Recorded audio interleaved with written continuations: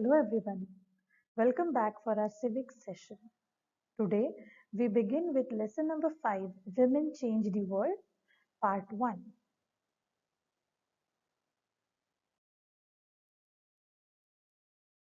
In the previous chapter we have seen how women's work in the home is not recognized as a work. We also read how doing household work and taking care of family members is a full-time job and there are no specific hours at which it begins or ends. So, in this lesson, we will look at the work outside the home and try to understand how some occupations are seen to be more suitable for men than for women. We will also learn about how women struggle for equality. Getting an education was and still is one way in which new opportunities were created for women. So this chapter will also briefly trace the different types of efforts made by women's movement to challenge discrimination in more recent years. So now you can see a table on the screen. Just think which of the following vocations or the occupations should be pursued by male or female or both as per your opinion. Also try to find out which gender dominates each of these professions and why. In your textbook on page 55, you have a similar kind of a table with a bit of different occupations. And through this example, even in Rosie ma'am's class, as per your textbook, the 30 children who were there present and on that day, the same exercise was conducted and then they have found out a certain result where we can say that yes, a few occupations were always seen to be only given for men, whereas females were not allowed to go for those occupations or vocations.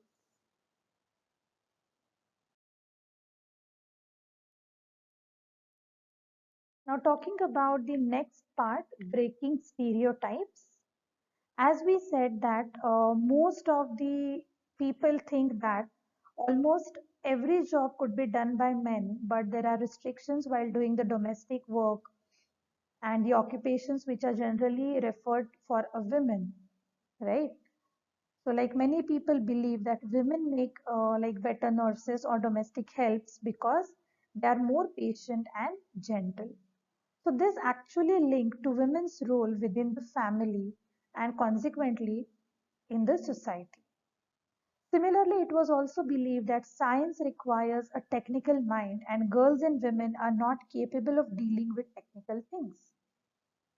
But yes, there are so many women who believe in these stereotypes. Like many girls do not get the same support that boys do get, maybe in studies, and they are trained to become doctors and engineers, whereas the girls are not being supported in these fields.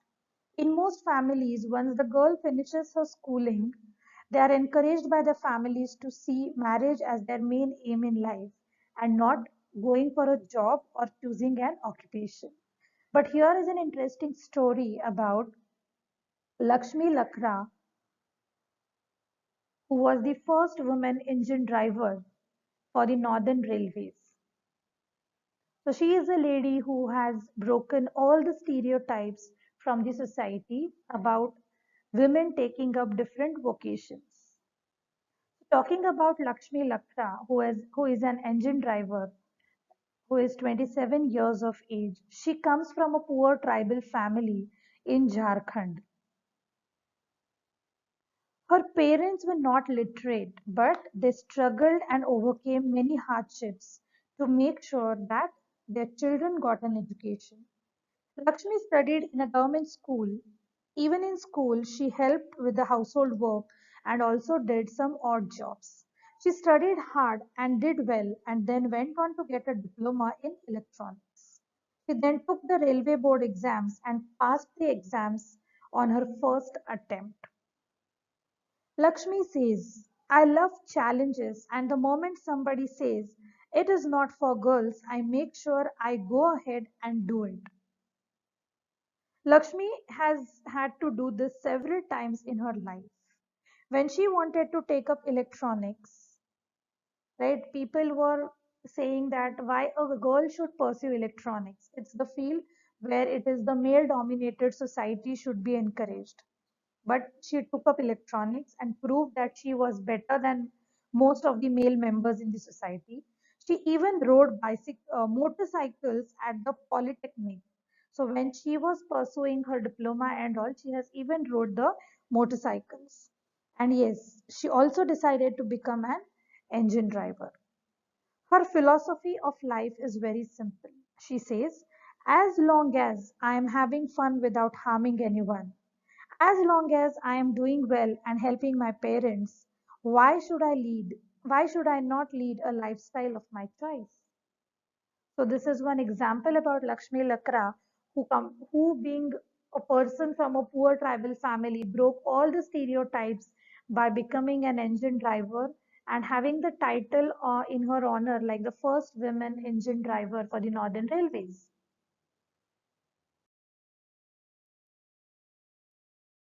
Yeah. Now let us have a look at one more example. Earlier we saw breaking stereotypes with the example of Lakshmi Lakra. Now here we have Sampada Sawant, who actually works underneath the chassis of the cars, right? Yes. So here we have Sampada Sawant, who is the owner of the Shavraj Motors in Kandivali, Mumbai, and she's one of the city's few female mechanics. Sampada says she wanted to do something really very different. And so, 10 years ago, she was the first woman to join the 2 years motor vehicle mechanic course at an industrial training institute. She's also set up her own garage. And yes, nevertheless, today more and more women are opting for unconventional trades at these institutions that coach college dropouts in a variety of careers. So this small article about Sampada Sawant was actually published by Kiran Wadhwa in the Hindustan Times of Mumbai around in the year 2009. So around us, we can find there are many women who actually have taken up odd jobs and have broken all the stereotypes that we had in our society.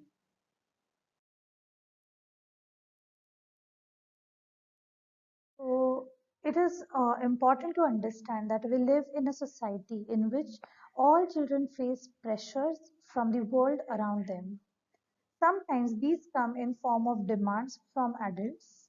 At other times, they can just be because of unfair teasing by own friends, boys being pressurized to think about getting a good job that will pay a good salary. They're also teased and bullied if they do not behave like other boys, right? So I guess you remember in class 6, we have read about diversity discrimination, where we actually have read that certain qualities like crying were always associated with girls, and boys were meant to say, like, not to cry, they should be very rough and tough, right? So on this particular explanation, we'll just have a story, right? We all like to hear stories. A story about Xavier. Xavier was happy with the results of his class 10th board exams. Though his marks in science and maths were not high, he had done well in his favorite subjects, which were history and languages. When his parents saw his report card, however, they did not look pleased at all. Yeah, and I also feel that yes, in most of our families, this is the same scenario. When you happen to get your results, it so happens that your parents are keen to know your marks in English, science, and maths most of the times. It may be an exception for few of you, but generally it's the mental status of our parents or the society to check up with the maths and science marks because they feel that those two subjects are going to help you in your further education and earn you a handsome salary. So here there is a dialogue between his parents and him. My goodness, Xavier, you have managed only 65% in maths. Your marks in physics are low too. I know, Mama, but it's okay because I don't want to take maths or science.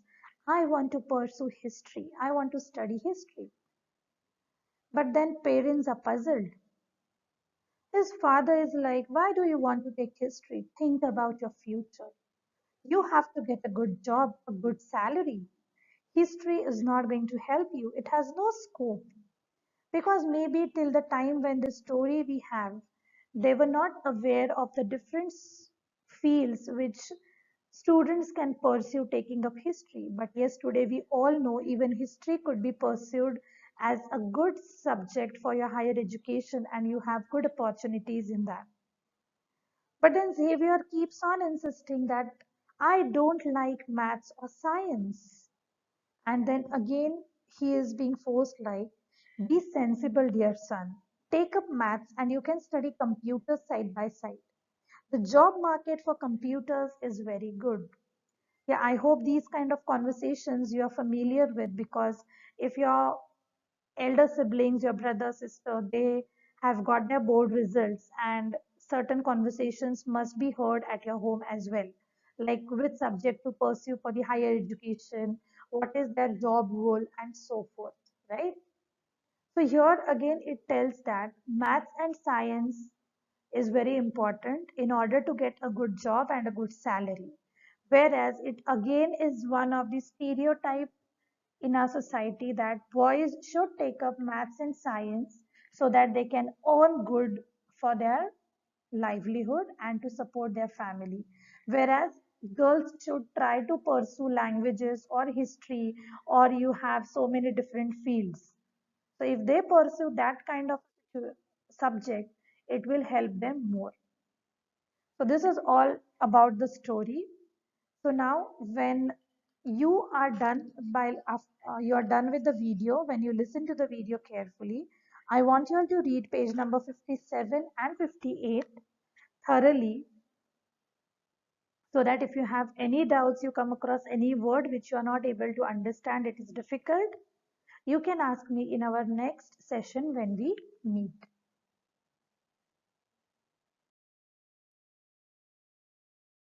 So till we meet for the next time, thank you, bye bye, and take care of yourselves.